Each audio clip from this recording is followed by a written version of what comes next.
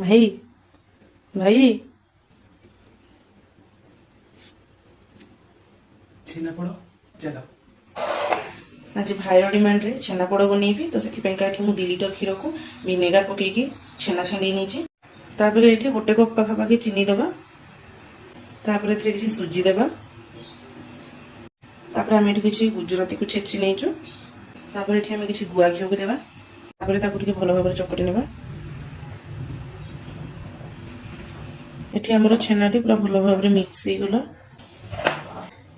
ଏବେ କେକ୍ଟିନରେ ଛେନା ମିକ୍ସ କରିକିନା ରଖିଥିବା ଗୁଡ଼ିକୁ ଦେବା। ଆପଣମାନେ ମୋତେ କମେଣ୍ଟ ମାଧ୍ୟମରେ ନିଶ୍ଚିନ୍ତ ଜଣାଇବେ କି ଛେନାପୋଡ଼ଟି କେଉଁ ଜିଲ୍ଲାରେ ପ୍ରସିଦ୍ଧ।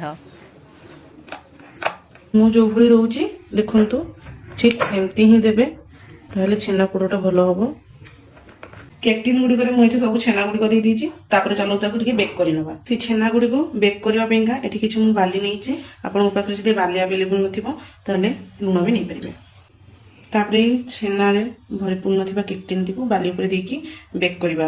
ଆପଣ ଚାହିଁଲେ ଚୁଲିରେ ବି କରିପାରିବେ। ଆମର ଏଠି ଚୁଲି ଆଭେଲେବୁଲ୍ ନାହିଁ ବୋଲି ଆମେ ଗ୍ୟାସ୍ରେ ଏମିତି କଢ଼େଇରେ ଛେନାପୋଡ଼ ତିଆରି କରିବୁ। ଏବେ ଆମେ ଏହାକୁ ଘଣ୍ଟାରୁ 1.5 ଘଣ୍ଟା ପର୍ଯ୍ୟନ୍ତ ବେକ୍ ହେବା ପାଇଁ ଛାଡ଼ିଦେବା। ଘଣ୍ଟାରୁ ଅଧ ଘଣ୍ଟା ହେଇଯାଇଛି।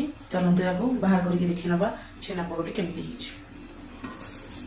ଦେଖନ୍ତୁ ଆମ ଛେନାପୋଡ଼ଟି ପୁରା ମାର୍କେଟ ଷ୍ଟାଇଲ୍ର ହେଇଛି। ତାପରେ ଏବେ ଚାଲନ୍ତୁ ଦେଖିବା ତା ତଳ ପଟଟା କେମିତି ହେଇଛି। ଛୁରୀରେ ଏମିତି ସାଇଡ଼ରୁ ଟିକେ ଆକୁ କାଟି ନେବା, ତାହେଲେ ଏଇଟା ବାହାରିବାକୁ ସୁବିଧା ହେବ। ଆମେ ଏହାକୁ କେକ୍ ଟିନ୍ର ପ୍ଲେଟ୍କୁ ବାହାର କରିବା। ଦେଖନ୍ତୁ କେତେ ଆମର ସୁନ୍ଦର ହେଇଛି ଛେନାପୋଡ଼, ପୁରା ମାର୍କେଟ ଷ୍ଟାଇଲ୍ର ହେଇଛି ଛେନାପୋଡ଼ଟି।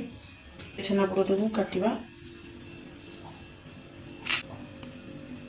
ଏବେ ଦେଖନ୍ତୁ ମୋ ଛେନାପୋଡ଼ଟି କେତେ ଫ୍ଲଫି ହେଇଛି।